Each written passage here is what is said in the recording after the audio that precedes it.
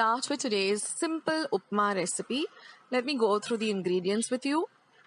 Now here I've taken 1 wati of very fine semolina, suji or rava. All ingredients in grams will be given in the description box below. Now this is 1 medium-sized onion chopped fine, 1 inch of ginger peeled and grated, 2 small light green chilies chopped fine, a few curry leaves, about a tablespoon of coriander chopped fine. This is about a teaspoon of udit dal and the juice of half a lemon. Now I'm also going to be using some cashew nuts, some salt to taste and half a teaspoon of sugar. This is 2 watis of water. Besides that, we are also going to be using about half a teaspoon of mustard seeds, half a teaspoon of cumin seeds and half a teaspoon of hing or asafoetida. So these are all our ingredients. So let's get started.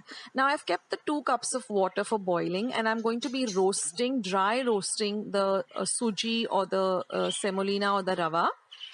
We're going to roast this on a low to medium flame, stirring continuously till you start getting the aroma of the suji or the fine semolina or the rava.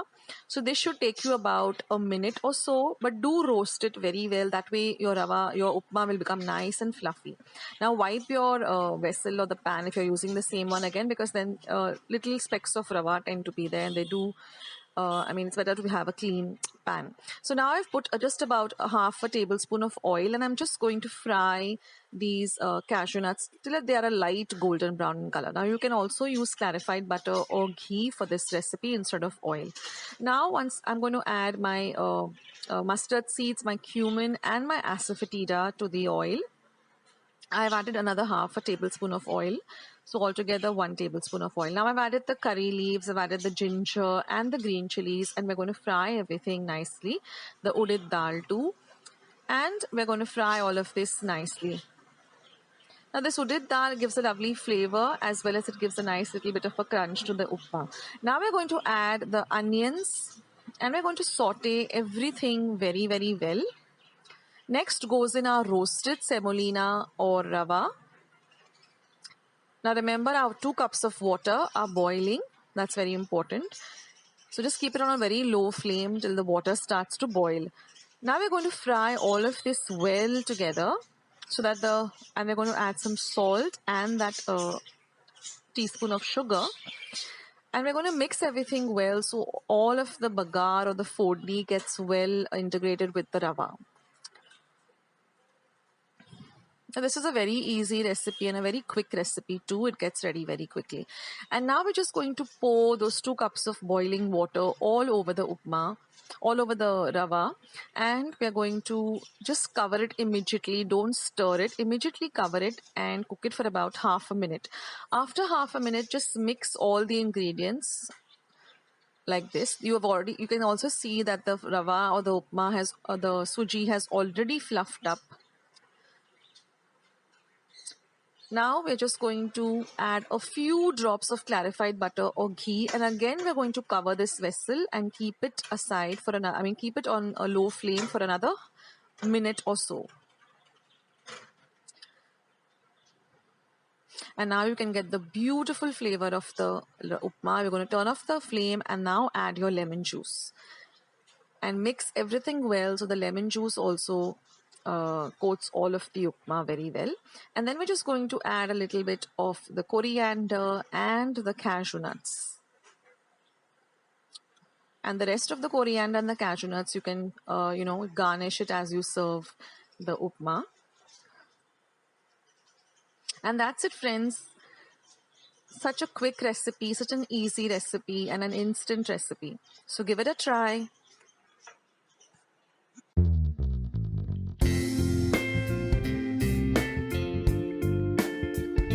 These Goa sausages. So it comes in a roll like this for those of you who are new to Goa sausages. So it has a casing. Now some people like to retain the casing when they are preparing the sausage pulao or rice or the chili fry, but I prefer removing the casing. So if you want to keep the casing on, it's absolutely fine. So now what I'm doing is I'm just taking a sharp pair of scissors and I'm just going to cut off the casing. It's very simple to do. If you do it on the outer side of the sausage like this, and then I'm just going to collect all the meat, the sausage part, and just keep it aside in the bowl. Now, if you see, I've kept a butter paper on my cutting board. That's because sometimes the sausages have a very strong red color, and that sometimes stains your cutting board and it takes a long time to go off. So, if you can just keep a paper or a tissue or a napkin with the paper. I mean, with on the sausages on the paper, so that way it won't discolor your cutting board. Now, Goa sausages are available in selected places. Now, if you go to Bandra, you will definitely get it in many, many places. Otherwise,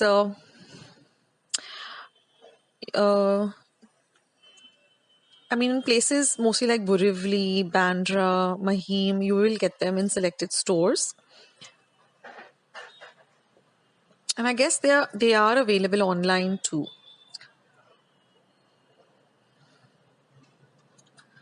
So today I'm going to be preparing this Goa sausage chili fry, as well as the sausage rice or pulao. Now I'm preparing a very small quantity, just enough for 2 people, because I'm using just a little bit of Goa sausage. So I'm just using about a quarter kilo packet. So if you want to make it, for a larger, for more people, then you just have to double the quantity, use half a kilo or 1 kilo, and just double the quantity of everything. If you want to make it for 4 people, you want to make it for 8 people, then just, increase the quantity as per the recipe. So now I've just, I'm just going to chop the sausages into bite-sized pieces.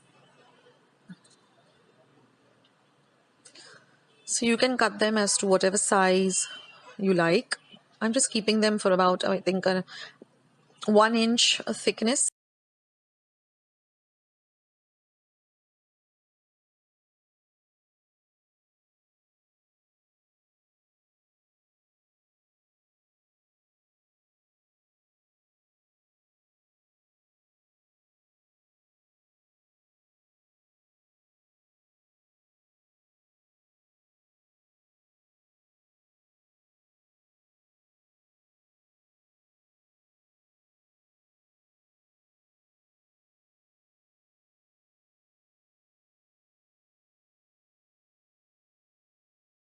Now let's start by seeing how I'm going to prepare the simple sausage chili fry recipe.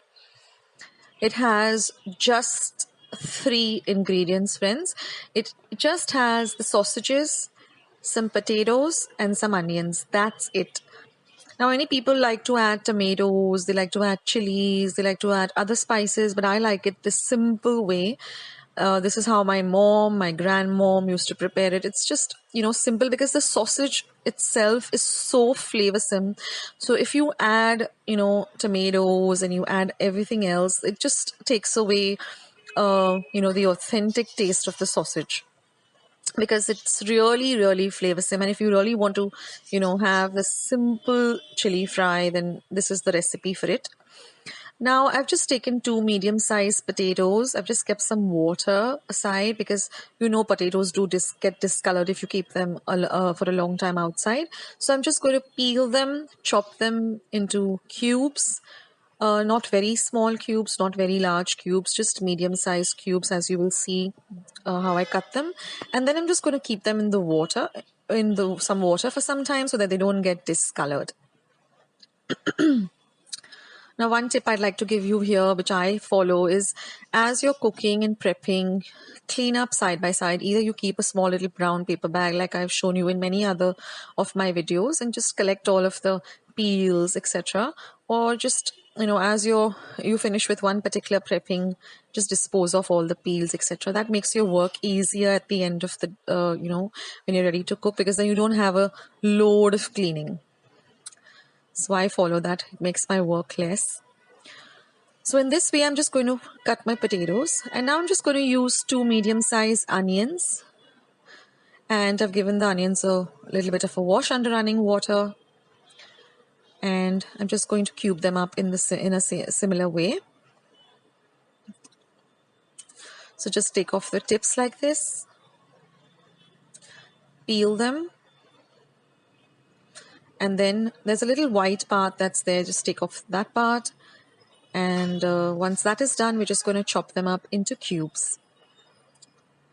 Now, for those of you who want to use white onion, you can go ahead and use white onion, but the flavor of the red onion with this sausage chili fry is just amazing. Now, every home has a different recipe of, sausage chili fry. So if you'd like to share your family recipe, please leave the recipe down in the comment section below. I would love to know how other families and other homes prepare their sausage chili fry. But this is how my grandmom and my mom made it, a very, very simple recipe.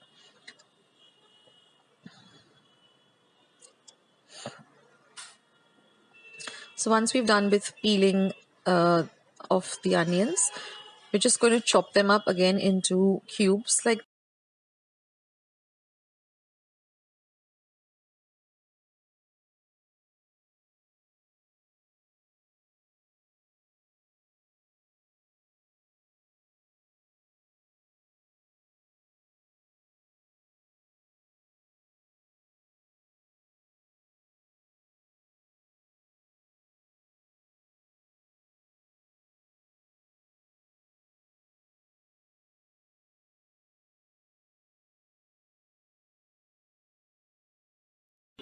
So now I have a pan heating on a low to medium flame.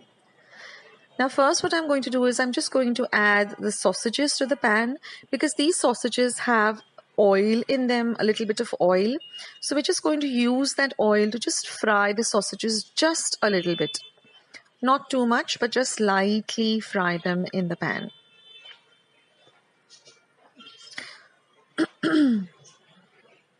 So like I said, I'm just making a very small quantity just for 2 people. So we're going to just fry this very lightly in the oil, and you'll see that the sausages do leave out a little bit of oil.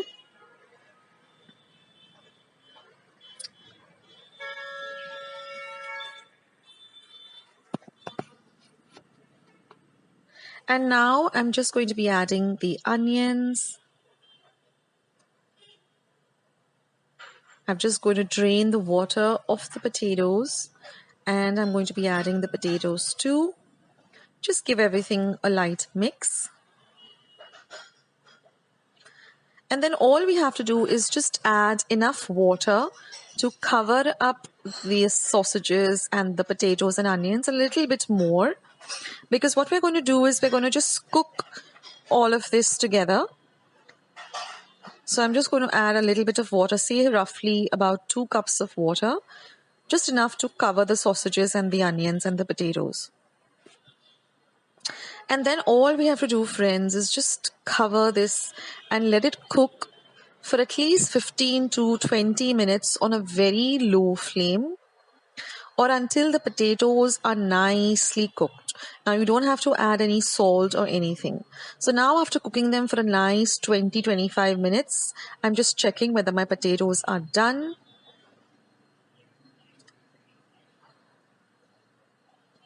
And yes, they are done. So my sausage chili fry is ready. What you can do is also just take a little bit of the sausage part and just taste it.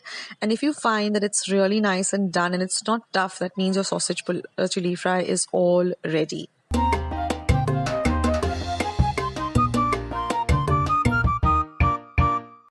And now let's see how to prepare this simple Goan sausage rice or chorizo rice, or you can also call it sausage pulao. It's just beautiful and delicious and very, very flavorsome. So let's see how we prepare this recipe. It's super simple and it has very, very few ingredients, as you'll see now.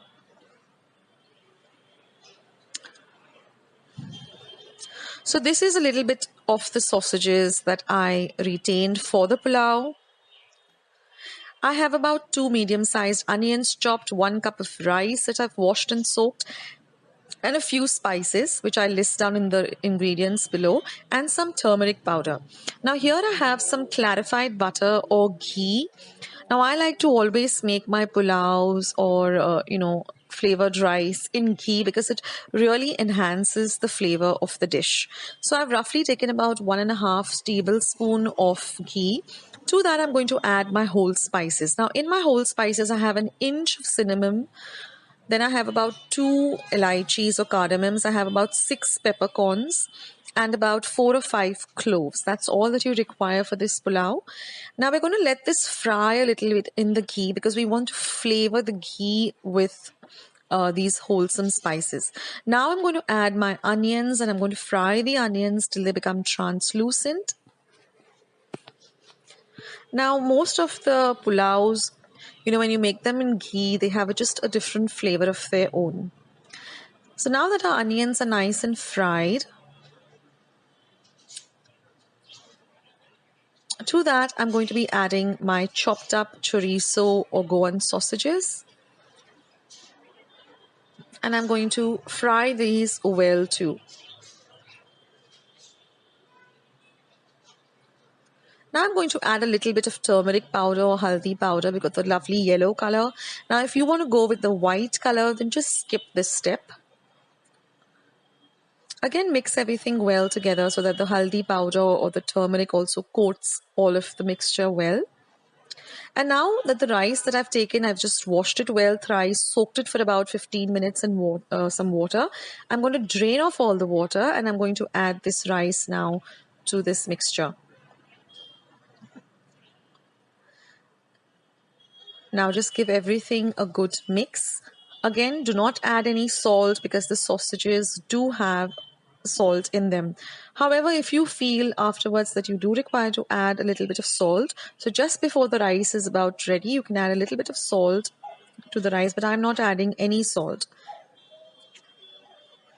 And now I'm going to add exactly 2 cups of water, that is double the quantity of the rice that I've used. Now just give everything a mix and then we're going to put the flame on high and we're going to let the water start to boil.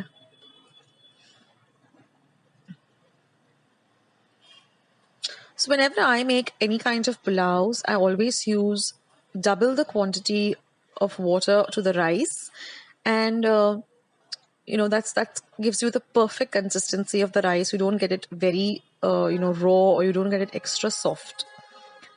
So once our water does come to a boil, then we're just going to cover it, lower our flame to low to medium or even to extremely low and let the rice cook till all of the water evaporates. And once that is done also, you just mix all the rice together and then turn off the heat, but keep your vessel covered for another 5 minutes. That way your rice will, cook in the remaining heat and it turns out just perfect.